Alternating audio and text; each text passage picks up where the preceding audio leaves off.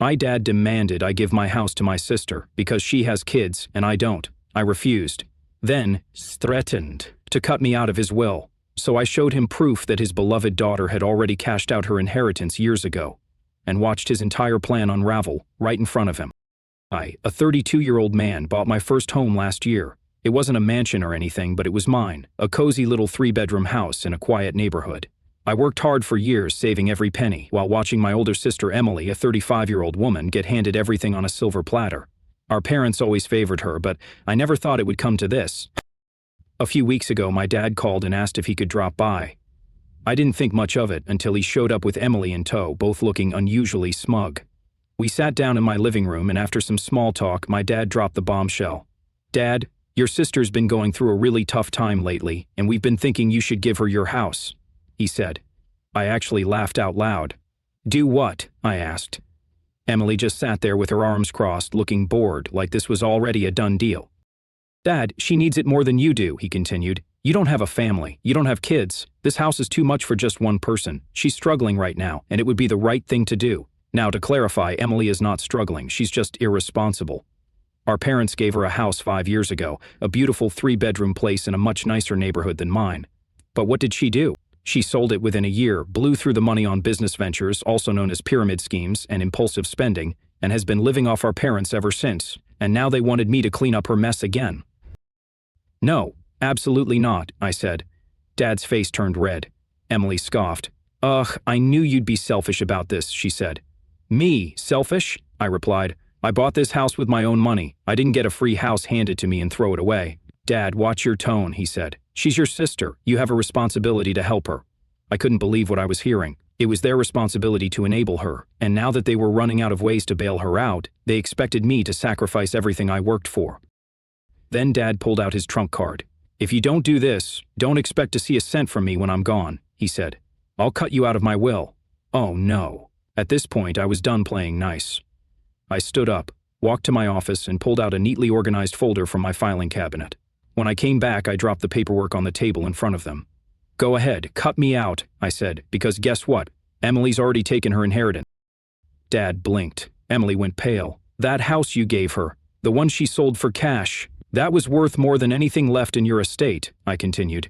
"She's already gotten her share. I, on the other hand, have gotten nothing from you my entire life. So go ahead, write me out, but don't come knocking when you need help, because I won't be there."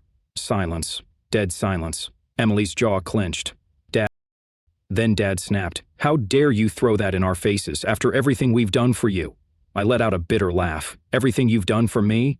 That's rich. Really, everything you've done? Because from where I'm standing, the only thing you've ever done is bend over backward for Emily while expecting me to just deal with it." Emily, finally shaking off the shock, slammed her hands on the table and practically screeched. "That house was a gift. You can't put a price on family support." Then I told her, "Sure, but apparently you can put a price on mine, and it's exactly one house." Dad pointed a finger at me, his voice low but furious. "You ungrateful brat. You'd rather see your own sister homeless than help her out." Now let's get one thing straight. Emily wasn't homeless. She had been living in our parents' guest house for free since she blew through the money from selling her house. She had no rent, no bills, and no responsibilities. Meanwhile, I had worked my butt off for everything I had, and now they wanted to rip it away from me because Emily didn't feel like being an adult. I shook my head. "You know what? This conversation is over. I'm not giving her my house, and if you're going to cut me out of your will over this, go ahead, because I don't need anything from you." I stood up, walked to the front door, and opened it. "Get out of my house." Dad's eyes widened like he couldn't believe I was actually kicking them out. "You can't be serious," he said. "Dead serious," I replied. "This is my house, and I'm done with both of you." Emily got up in a huff, grabbing her designer handbag, probably bought with Dad's money, and stormed out first. Dad hesitated for a moment, as if expecting me to back down, but when he saw that I wasn't budging, he finally muttered something about me being a disappointment and followed Emily out the door. I shut it behind them and locked it. I wish I could say that was the end of it, that they saw reason and left me alone, but no. The real war was just beginning. A few days later, I found out that Dad wasn't just cutting me out of the will, he was trying to take my house. A few days passed, and I thought that was the end of it, that I had finally shut the door, literally and figuratively, on my father and Emily's entitlement. I was wrong. It started with a phone call from my realtor. "Hey, I just got a weird inquiry about your house," she said. Someone claiming to be your father asked if the property title was in your name or still under family ownership. I nearly dropped my phone. Family ownership? What the heck was he talking about? I reassured my realtor that the house was 100% mine and hung up. But something felt off. Why would my dad, who had no financial stake in my home, be sniffing around like this? Then, that very night, I got a notification from my security cameras. Motion detected at the front door. My stomach dropped. I pulled up the footage on my phone and there they were. Emily and my dad, standing on my front porch with a locksmith. I immediately turned on the microphone function and spoke through the camera. "Can I help you?" The locksmith literally jumped when he heard my voice, looking around in confusion. My dad, however, didn't even flinch. "We're just checking something, son," he said. "Don't make this difficult." Emily was smirking, arms crossed, like she had already won. "Checking what exactly?" I asked. The locksmith hesitated. They said they were the owners, that they lost their keys and needed the locks changed." "Oh, hell no." I quickly grabbed my car keys and sped home. I was furious. If I hadn't gotten that notification, I don't even know what I would have come back to. Would they have moved in, changed the locks, thrown my stuff onto the street? When I pulled up, the locksmith was still standing there awkwardly, clearly realizing he'd been lied to. "You don't live here, and you sure as heck don't own this house," I said. The locksmith looked at me, then at my dad, then back at me. "Sir, do you have proof of ownership?" he asked. I pulled out my phone and opened my property deed. "This is my name on the title, not his, not hers, mine." The locksmith immediately stepped back and muttered an apology. Dad, however, wasn't backing down. "You have no right to treat me like this," he said. "I raised you. I provided for you, and this is how you repay me?" I chuckled. "By stopping you from committing literal fraud." "Yeah, I guess so," Emily groaned, clearly losing patience. "Dad, let's just call the cops. He can't just kick us out of our own house." I laughed, full-on, bent-over, wheezing laughter. "Your own house? You really believe that?" She shrugged. "Dad said it's still technically the family's." My father, this man who spent my whole life favoring Emily, handing her everything while giving me nothing, actually thought he could just wish my house into existence as family property. At this point, I was done being polite. "All right, let's call the cops," I said. Dad and Emily froze. I laughed. "Oh, what's wrong? I thought you wanted to call them. You think they'll agree with you? That they'll just kick me out of my own home?" Dad's eyes darted toward his car, clearly debating whether he should just leave, but Emily doubled down. "You can't prove this house wasn't meant for me," she said. "Dad said he always planned for me to have it." "Oh, that was cute." I pulled out my phone, tapped a few times, and pulled up the emails from my bank. "Oh, really?" I said, "because according to my mortgage records, I took out a loan. According to my closing documents, I signed the deed, and according to this wire transfer, I made the down payment. Not you, not Dad, me." Emily's mouth snapped shut. I added, "So please, please call the cops. I'd love for them to hear you try to explain how you're entitled to a house you have absolutely no legal connection to." Dad grabbed Emily's arm. "Let's go, Emily." She hesitated, but Dad yelled, "Now!" They stormed off, Emily seething, Dad muttering something under his breath. I stood there, arms crossed, watching them drive away. As their car disappeared down the street, I took a deep breath, trying to calm the rage boiling inside me. Then I turned to the locksmith. He was already loading his tools into his truck, clearly eager to get the heck out of there. "Not so fast," I said. "We need to talk."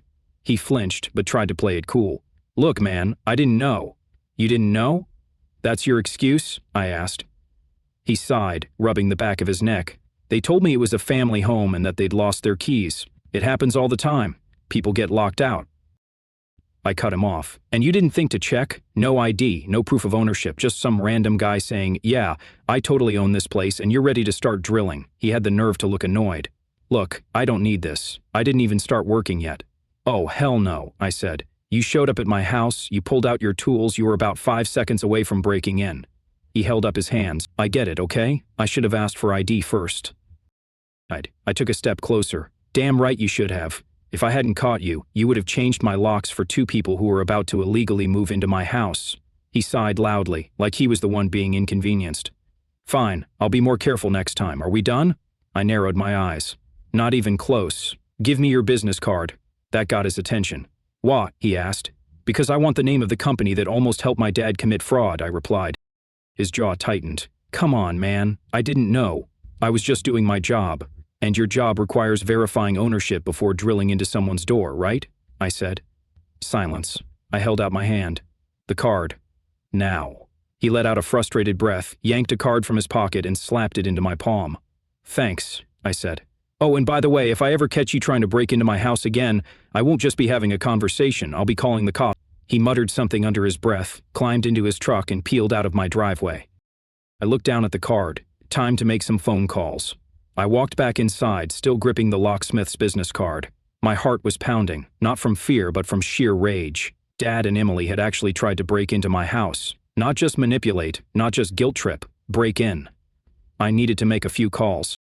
First, I dialed the locksmith company. A woman answered, sounding cheerful. "Thanks for calling." "Right." Someone was heading toward the lead. "A cool way to help you illegally," I said. "One of your guys just showed up at my house and was about 5 seconds from drilling my lock because 2 random people told him to. No verification, no proof of ownership, nothing. He was about to help them illegally break into my home." There was silence for a moment, then, in a much more serious tone, she said, "That definitely shouldn't have happened. Do you have the technician's name?" I read off the name on the card. "We take this very seriously," she said. "I'll escalate this to management immediately." "Good," I replied, "because if I ever see one of your locksmiths doing something like this again, I won't be calling customer service. I'll be calling the police and my lawyer." She stammered out an apology, but I'd already hung up. Next, I needed to make a legal move. I called my lawyer. Yeah, I have one. Because family drama like this teaches you to be prepared. After explaining what had just happened, he didn't sound the least bit surprised. "Your father and sister tried to commit fraud," he said. "You need to file a police report. Even if you don't want them arrested, having a record of this will protect you in case they try something again."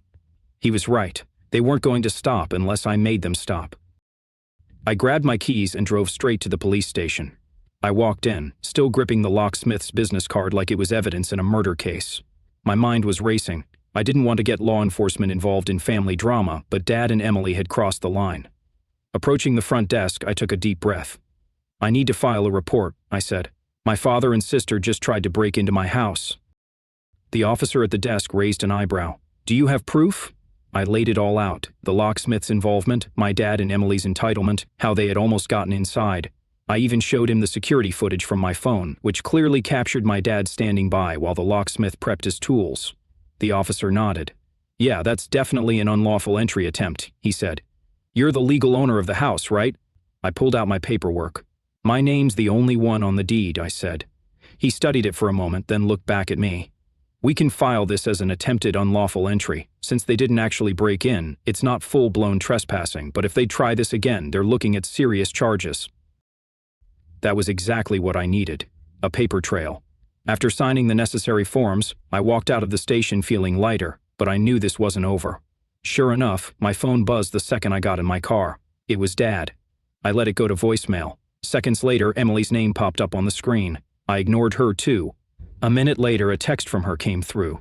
"You called the police on Dad? What is wrong with you?" I stared at my screen, disbelief morphing into amusement. Oh, this was going to be fun. I typed back, "He tried to break into my house. Actions have consequences." Her response came instantly. "Oh my God, you're so dramatic. You know Dad just wanted what was best for the family." I was done playing nice. "Dad wanted what was best for you," I replied. "He thought he could steal my house, and you let him. Guess what? Now there's a report filed. Try this again, and I'll press charges." A few dots appeared, then disappeared, then appeared again. Finally, she sent, "You'll regret this." I laughed. "Emily, you have no idea." I started my car and headed home. It was time to prepare for the next round, because this fight wasn't over. I pulled into my driveway, still buzzing with adrenaline from the police station. As I stepped out of my car, I felt the weight of the moment. The ball was in my court now. I'd set everything in motion, and there was no going back. My phone buzzed again. This time, it was a message from Dad. I didn't even hesitate before opening it. He texted, "I don't know what you're trying to pull here, but I'm not going to let you ruin your life over a misunderstanding. You'll regret this." I stared at the screen, feeling that familiar mix of anger and disbelief. How could he still act like I was the one in the wrong? He had no shame. I tapped out a quick response. "It's not a misunderstanding, Dad. You tried to steal my house. I'm not going to let you get away with it." A few minutes passed, and then my phone buzzed again. Dad texted, "You've crossed a line. You're going to regret this. Don't expect anything from me ever again." That was when I realized the real threat wasn't even the house or the police report. It was the will. I hadn't thought about it until now, but Dad had always talked about how everything was supposed to go to Emily. If I was being honest, I'd always suspected he might cut me out of it eventually, but now, It felt like a certainty. I couldn't let him have the last word.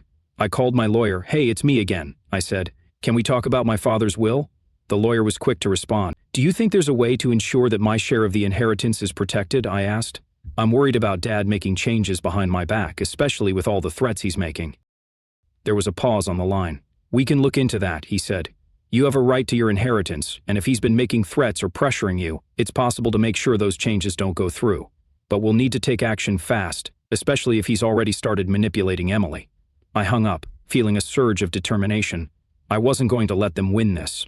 I was done being the victim in their twisted family game. As I walked back into my house, I couldn't help but notice how much my surroundings had started to feel like my personal fortress. I had built this place for me, and no one was going to take it away. But then, as I turned to lock the door behind me, I heard the unmistakable sound of a car engine approaching. I looked out the window. It was Dad's car. He was here, and I knew this confrontation was about to get a whole lot messier. I stood there, staring out the window at Dad's car creeping down the street. The engine cut off, and I could already picture him, the same smug look he always wore when he thought he was in control. Not this time. I took a deep breath and walked to the door, opening it just as Dad stepped onto the porch. His face was a mask of anger and resentment. He didn't even knock. "Is this how you're going to play it?" he spat, his voice dripping with venom. "You're going to ruin your life over this?" I didn't flinch. "No, Dad. I'm just making sure you can't ruin mine anymore." His eyes narrowed. "What the heck are you talking about?" I stepped closer, putting a few inches of distance between us. "You've already tried to steal my house, tried to break in with Emily's help. But that's not all. I called the cops, filed a report. I've got proof. You can't keep getting away with this crap, and you're sure as heck not going to get your hands on this house." His face paled. "You're just being dramatic," he said. "I'm your father. I'm entitled to some help from my kids." "You lost that entitlement the second you tried to screw me over," I replied. "And don't think I haven't figured out your game." I leaned in, voice low. "You're going to try and change your will, right? Cut me out and leave everything to Emily. But guess what?" He blinked, eyes wide with a mix of fear and confusion. "I've already had a lawyer look into it," I continued. "You don't get to play that game anymore."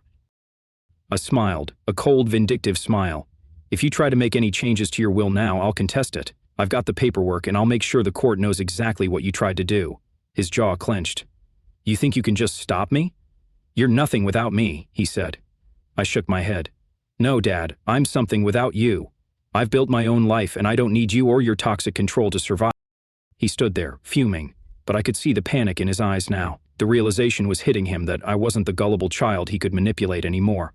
"And if you think I'll let you walk away from this without consequences, you're wrong," I said. "I'm not going to call the cops again, but don't think I won't take further legal action. You've tried to steal from me, emotionally manipulate me, and now you're going to face the fallout." I paused, letting the weight of my words sink in. "I hope you enjoy what's left of your life, because it won't be a pleasant one. You've burned too many bridges to come back from this." Dad stood there for a long moment, eyes shifting between anger and panic. Finally, he muttered something under his breath and turned to leave. But before he walked out the door, he shot one last look at me. "You're going to..." It was over. The revenge, the sweetest revenge, wasn't in the dramatic confrontation or the threats. It was in the freedom. The freedom to know I was no longer under his thumb. He tried to ruin my life, and now I was making sure he never got the chance to do it again. And that's how I finally took control. How I made sure that, for the first time in my life, my father wouldn't get away with his entitled, manipulative behavior. The house was mine, the will was safe, and for the first time in a long time, I felt like I was truly free. What do you think, guys? Did I go too far with the revenge, or was it just a long overdue wake-up call for my dad and Emily? Would you have handled things differently? Let me know what you think. I'm curious to hear your take on this whole situation.